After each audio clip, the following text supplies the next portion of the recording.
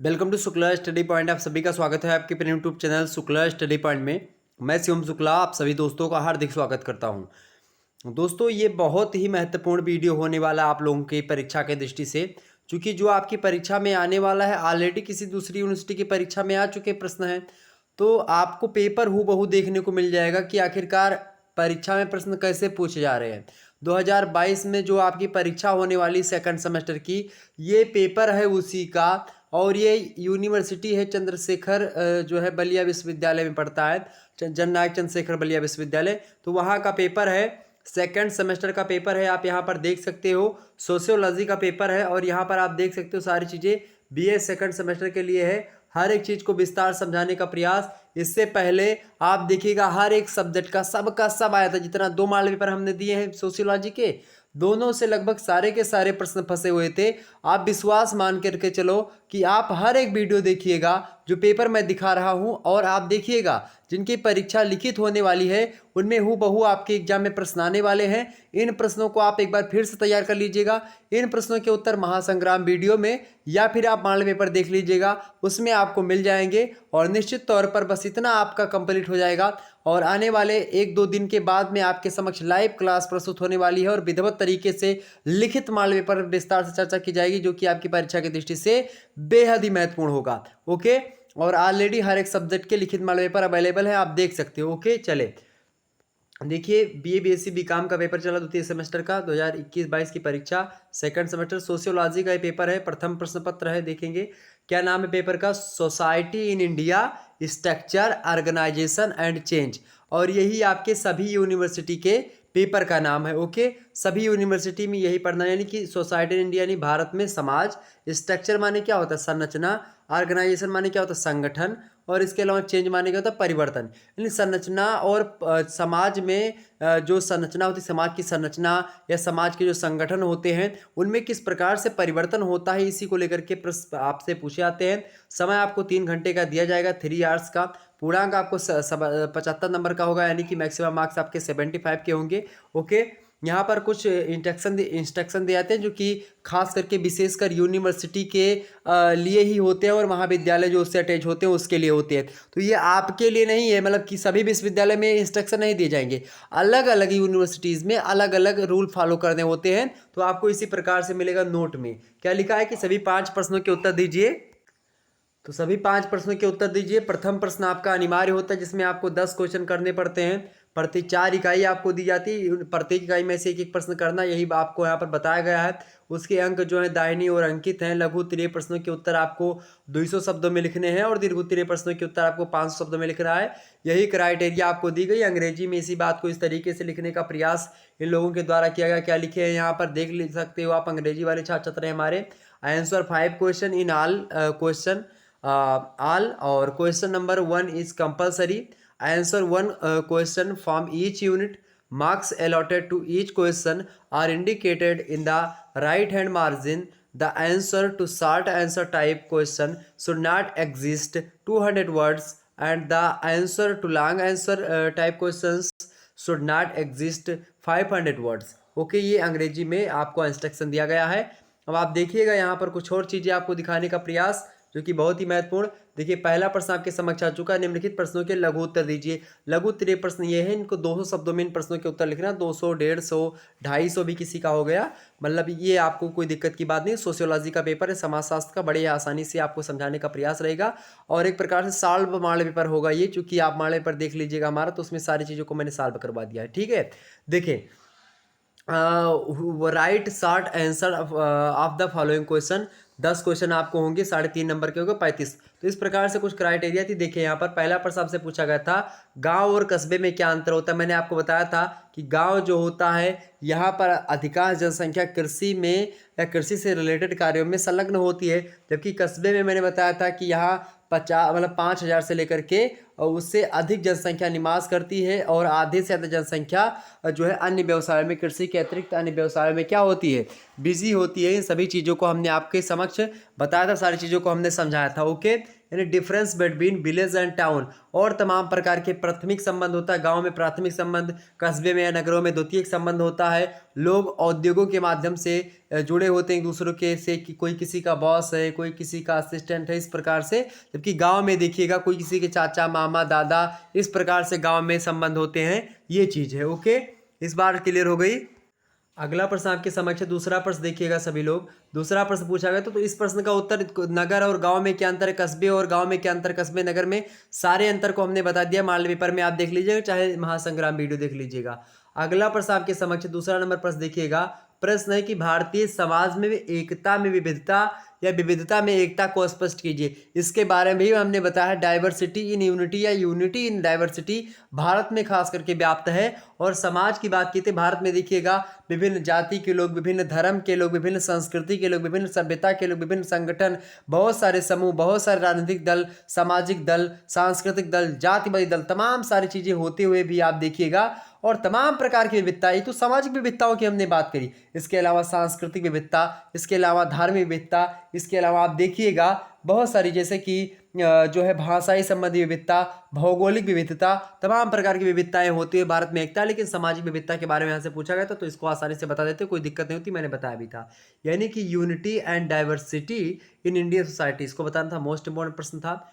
वही अगला प्रश्न था कि जातिवाद की समस्या, प्रॉब्लम्स ऑफ कास्टिज्म, जातिवाद की समस्या पर विस्तार से हमने चर्चा करी थी, और कुछ लोगों को इस पर बुरा भी लगा था। कुछ लोग हमारे पास कमेंट भी किए थे, सर जी आपने जातिवाद पर ऐसा क्यों बोल दिया। तो उसके ये बात मैं बता दूं आपको, जो वास्तविक चीज़ें होती, चाहे वो ब्राह्मणों ने अत्याचार किया हो, क्षत्रियों ने, या बड़े वर्ग के लोगों ने, चाहे वो शूद्रों पर, जो या दलित समाज था उस पर आक्रमण, मतलब कि उस पर जो है कहीं ना कहीं पे आप देखिएगा उनसे गलत व्यवहार किया, छूतों की प्रकार का व्यवहार किया। और चाहे आप देखिएगा आज आरक्षण व्यवस्था है, तो कई प्रकार की चीज़ें हैं जो कि एक प्रकार से प्रत्येक समय के हिसाब से परिवर्तित होती रहती। तो उसको लेकर के एक टीचर जो होता है वो तमाम प्रकार की विचारधाराओं को आपको बताएगा। जैसे मैं दोनों विचारधारा आपको बताऊंगा, जो दलितों ने किया उसको भी बताऊंगा, जो ब्राह्मणों ने, क्षत्रियों ने, वैश्यों ने किया इसको बताऊंगा। तो तमाम प्रकार की चीज़ें देखिए, एक हाथ से ताली कभी भी नहीं बजती। क्या होता है कि तमाम प्रकार की विचारधाराएं एक समय में टकराती रहती हैं, उन्हीं विचारधाराओं में संघर्ष चलता रहता है, और उसी में समाज होता है। समाज में संघर्ष और सहयोग दोनों होते हैं, ये बात भी ध्यान रखिएगा। तो समझें किसी दिन जातिवाद की समस्या, जातिवाद के बारे में पूरा चैप्टर भी मैंने पढ़ा दिया है।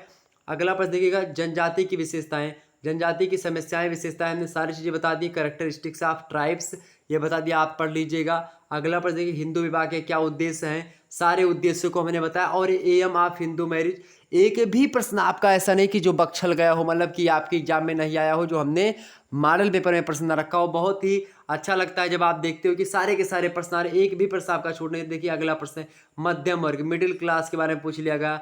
अगला प्रश्न महिला सशक्तिकरण, देखिए वुमेन इंपावरमेंट, सभी के बारे में हमने बताया, हर चीज़ की, दलितों की समस्याओं के बारे में हमने चर्चा करी खूब अच्छे तरीके से। प्रॉब्लम्स ऑफ दलित, दलितों की जो है पहले क्या समस्याएं थी, आज तो हालांकि समस्याएं बहुत सारे क्षेत्रों में कम हो चुकी हैं, और लगभग नाम मात्र की समस्याएं बची हुई हैं। और अभी वो भी सरकार उस प्रयास में है कि सभी को इक्वल किया जाए, सभी लोग बराबर हो सके, और सभी एक प्रकार से आगे बढ़ सके। ओके, इसके लिए तमाम प्रकार के कार्य किए गए, आरक्षण जैसी व्यवस्था लागू की गई, इसी प्रकार से अन्य कार्य किए गए। अगला प्रश्न आपके समक्ष है, अधिक जनसंख्या के सामाजिक परिणाम, इसके बारे में हमने बताया था, social consequence of over population. और इसके अलावा नक्सलवाद यानी कि नक्सलिज्म, इन सभी के बारे में हमने चर्चा करी है। आप देख सकते हो मॉडल पेपर, हमारे 2 मॉडल पेपर लिखित के हैं, और इसके अलावा एक महासंग्राम वीडियोस को भी देख लीजिएगा।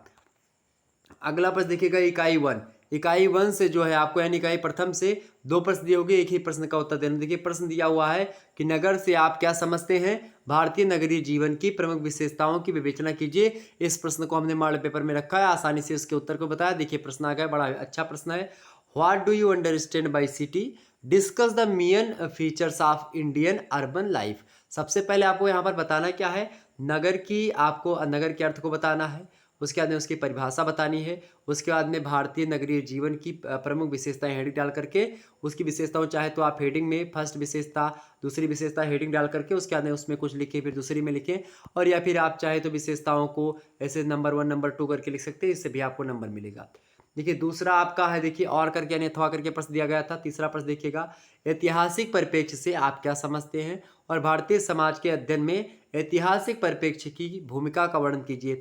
यानी कि जो ऐतिहासिक परिप्रेक्ष्य है समाज के अध्ययन करने का, भारतीय समाज का अध्ययन हम आखिरकार देखिए पुराने ज़माने से हम करते आ रहे हैं, तो इतिहास के माध्यम से हम भारतीय समाज के बारे में जानते हैं।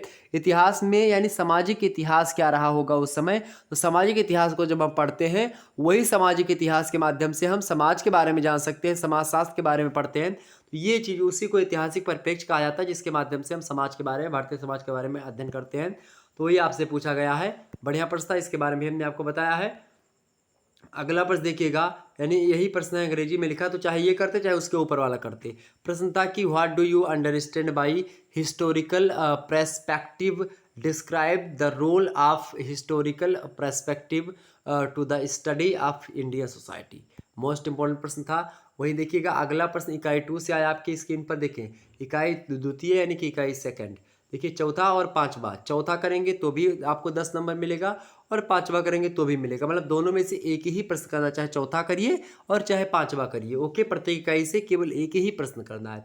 देखिए प्रश्न है कि भारतीय समाज के भाषाई एवं धार्मिक विविधता पर एक लेख लिखिए। इसके बारे में हमने बताया, चूंकि हमने बताया कि धार्मिक विविधता भी भारत में फैली हुई है।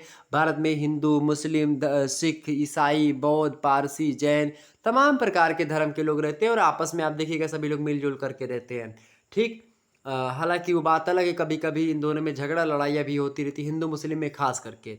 देखिए राइट एंड यस से on linguistic and religious diversity of Indian society, most important प्रश्न है। तो ये तो आप आसानी से कर सकते थे, अगर ये नहीं पता था तो आप इसके स्थान पर दूसरा प्रश्न भी कर सकते थे। देखिए सारे प्रश्न आपके मॉडल पेपर में आपको मिल जाएंगे, आप देख सकते हो। और करके दिया था तो चाहे ये करते। प्रश्न क्या है कि भारत में जनजातियों के पिछड़ेपन से संबंधित प्रमुख समस्याओं की विवेचना कीजिए। मोस्ट इंपॉर्टेंट प्रश्न है, discuss the main problems related to backwardsness, मतलब कि backwardness of tribes in India, यानी जनजातियों का जो पिछड़ापन है इससे संबंधित जो प्रमुख समस्याएं उनका विवेचन करिए।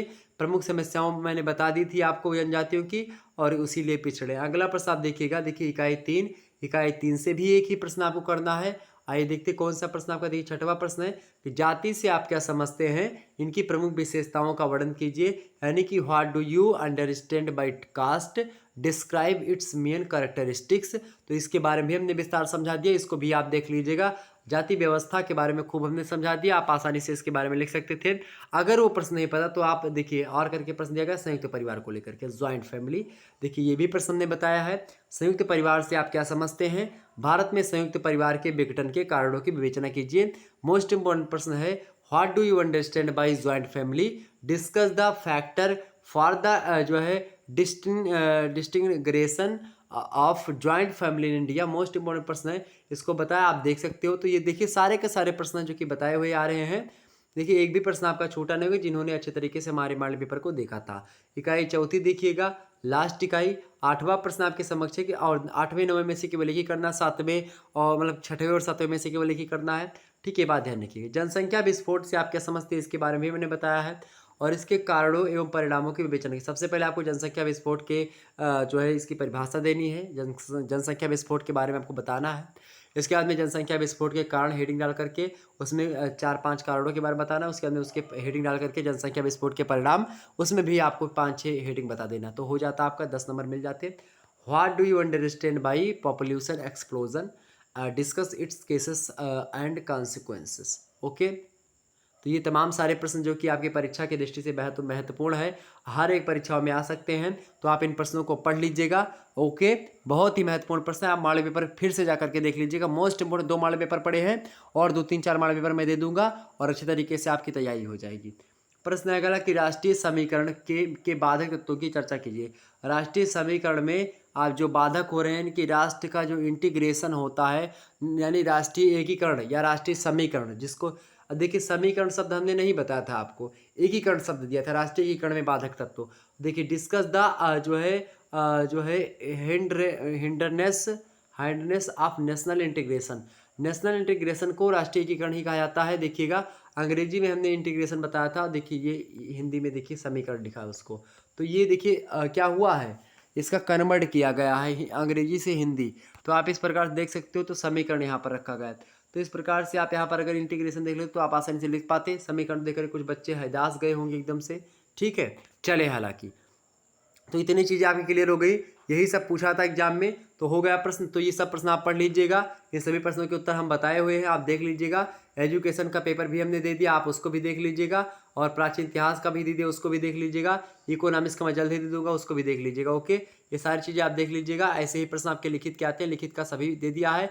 ऑब्जेक्टिव भी मॉडल पेपर दिए हैं, और पेपर को सॉल्व भी करवाया 2-3 मॉडल पेपर को, और जल्द ही मैं और चीज़ों को सॉल्व करवा दूंगा। मिलते हैं फिर नेक्स्ट वीडियो, तब तक के लिए जय हिंद जय भारत। आप सभी का बहुत बहुत धन्यवाद, हमारे से जुड़ने के लिए बहुत बहुत धन्यवाद।